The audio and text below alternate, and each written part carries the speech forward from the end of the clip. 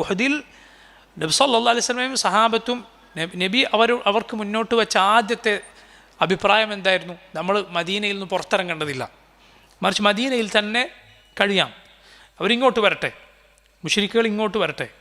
മദീനയിൽ ഉള്ളിലേക്ക് കടന്നാൽ നമുക്ക് മദീനയിലെ ഇടവഴികളും വീടുകളും മറ്റുമൊക്കെ ഉള്ളതുകൊണ്ട് അവർക്കൊന്നും ചെയ്യാൻ സാധിക്കില്ല, 4 ഭാഗത്തുനിന്ന് അവർ ആക്രമിച്ചാൽ അവർ പരാജയപ്പെടും എന്ന അഭിപ്രായമായിരുന്നു നബി സല്ലല്ലാഹു അലൈഹി വസല്ലം മുന്നോട്ട് വെച്ചത്. പക്ഷേ ബദറിൽ പങ്കെടുക്കാതിരുന്ന പലരും ഉണ്ടായിരുന്നു അവിടെ.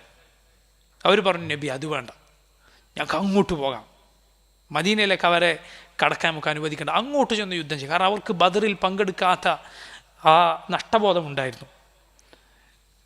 അങ്ങോട്ട് ചെല്ലാം എന്ന് പറഞ്ഞു നബി സല്ലല്ലാഹു അലൈഹി വസല്ലം. അവർ ആ അഭിപ്രായം പറഞ്ഞു. അള്ളാഹുവിൻ്റെ റസൂൽ സല്ലല്ലാഹു അലൈഹി വസല്ലം ഒടുവിൽ അവരുടെ ആ അഭിപ്രായത്തിന് വഴങ്ങി. നബി സല്ലല്ലാഹു അലൈഹി വസല്ലം വീട്ടിനകത്ത് കയറി പടയങ്കി അണിഞ്ഞു തിരിച്ചു വന്നു.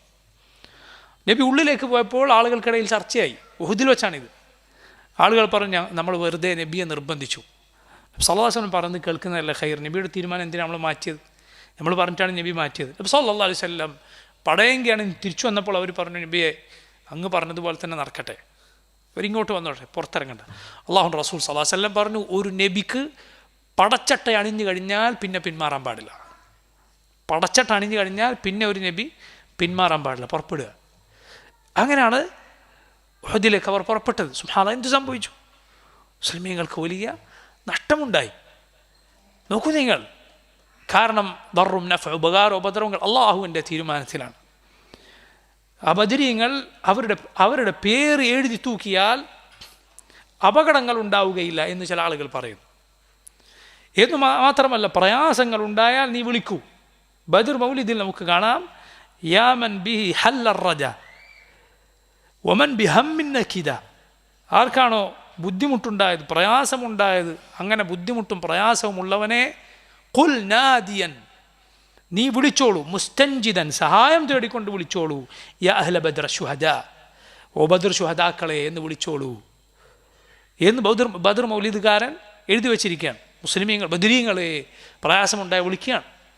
സഹോദരങ്ങൾ, ഇത് ബദരീങ്ങളുടെ വിശ്വാസമല്ല. ബദരീങ്ങൾ അള്ളാഹുവിനെ മാത്രമാണ് വിളിച്ചത്. ഇസ്തഗീഥൂന റബ്ബക്കും, നിങ്ങൾ നിങ്ങളുടെ റബ്ബിനോട് ഇസ്തിഗാസ നടത്തിയ സന്ദർഭം. റബ്ബിനോട് മാത്രം ഇസ്തിഗാസ നടത്തിയവരെ ചില ആളുകൾ വിളിച്ച് ഇസ്തിഗാസ നടത്തുന്നു. ഇത് പാടില്ല. ബദരീങ്ങളുടെ ശത്രുക്കളായിരുന്നു അങ്ങനെ ചെയ്തത്. നിങ്ങൾ നോക്കൂ, ഖുർആനിൽ സൂറത്തുൽ അംഫാലിൽ അള്ളാഹു പറയുകയാണ് ആരോട്? ബദറിലെ മുസ്ലിമീങ്ങളുടെ എതിരാളികളായിരുന്ന മുശ്രിക്കുകളെ വിളിച്ചിട്ട് അള്ളാഹു പറയുകയാണ്, ഇൻ തസ്തഫ്തിഹു ഫഖദ് ജാഅകുമുൽ ഫത്ഹ്.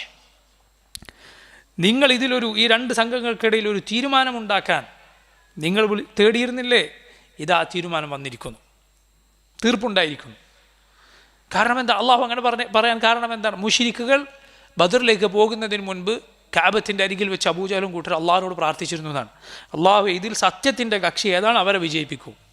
അള്ളാഹു സത്യത്തിൻ്റെ കക്ഷിയെ വിജയിപ്പിച്ചു. അപ്പം അവർ അള്ളാഹുവിനോട് പ്രാർത്ഥിച്ചിരുന്നു. അവർ അള്ളാഹുവിനെ അറിയാത്ത ആളുകളല്ല, മറിച്ച് അവർക്ക് അള്ളാഹുവിനെ അറിയാം. പിന്നെന്താണ് അവരുടെ തകരാറ്? വമാ യുഅ്മിനു അക്സറുഹും ബില്ലാഹ് ഇല്ലാ വഹും മുശ്രികൂൻ. അള്ളാഹു പറഞ്ഞു, ജനങ്ങളിൽ അധികം പേരും അള്ളാഹുവിൽ വിശ്വസിക്കുന്നില്ല, അവനിൽ പങ്കു ചേർത്തുകൊണ്ടല്ലാതെ. അള്ളാഹു ഉണ്ട്, അവനാണെല്ലാം തരുന്നത്, ആകാശഭൂമികളെ പടച്ചത്, നമ്മളെ സൃഷ്ടിച്ചത്, മഴ പെയ്യിക്കുന്നത്, ജീവിപ്പിക്കുന്നത്, മരിപ്പിക്കുന്നത്, ഇതൊക്കെ അവർക്കറിയാം.